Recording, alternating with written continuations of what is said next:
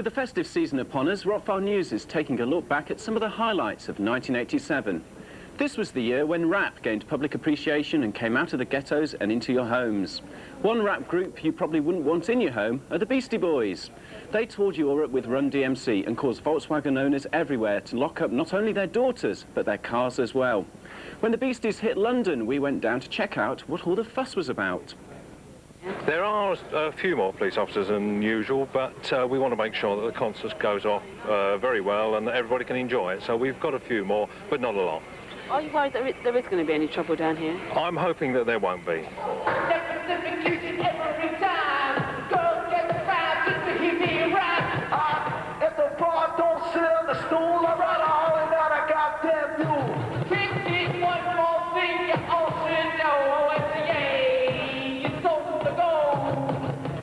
Why do you think this report or certain newspapers have actually picked upon you? No, they just do it every year. You know, well, we're a successful group. We sell a lot of records, and we have a lot of fans, and a lot of people know who we are.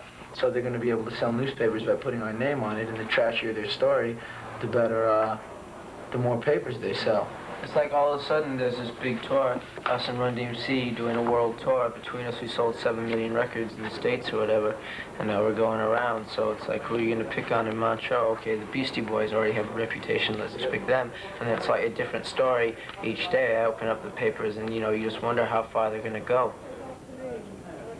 Those sweet, cuddly and innocent Beastie Boys, who were the target for fierce press attention during their stay in Europe. At their gig in Liverpool, a girl was hit by a beer can, and consequently Ad Rock was charged with actual bodily harm.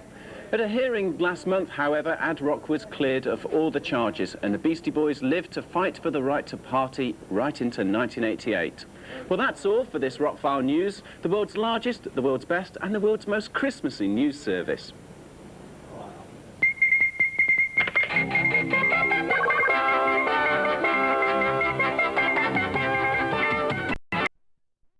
An American band calling itself the nastiest group in the world arrived in London. They'd flown in from Europe, where apparently they daubed the walls of their hotel with human excrement, wrecked one bar, and in another ended up throwing beer at other customers. But judging from the interest shown in their arrival, it's just the sort of hype guaranteed to get you noticed. Mark Easton has this report.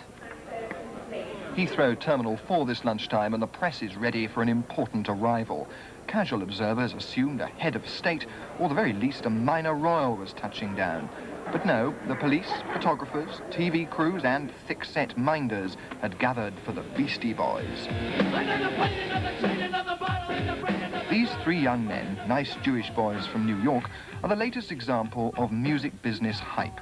A choreographed brawl, a stanza of swear words, coupled, of course, with insulting the press, is enough to guarantee the kind of publicity that sells records. The Beastie Boys have turned the vandalized hotel room into a marketing art form. Clearly, the nation's supposed to be outraged, but their accountant is going to be absolutely deliriously happy with this, and that's been the state of pop for many years. And Keith Moon used to kick over the drum kit at the end of every Who session. You know what I mean? Pete Townsend used to break the guitar.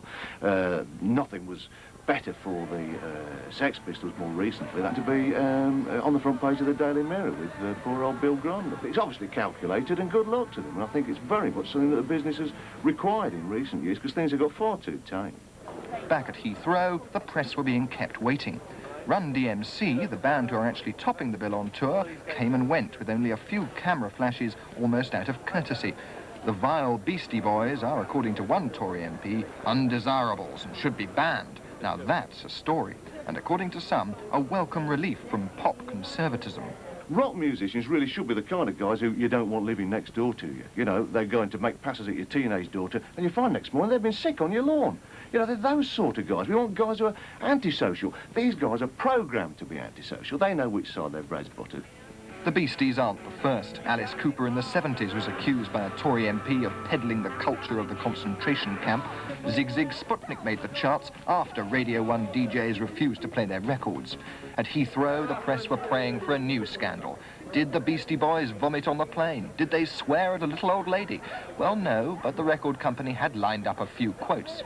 I think it's a shame that you have to write articles and make up lies to sell your papers. Because it's really stupid. The whole point of rock and roll is getting up and doing a lot of banging and shouting. It's a refreshing breath of foul air is what it is.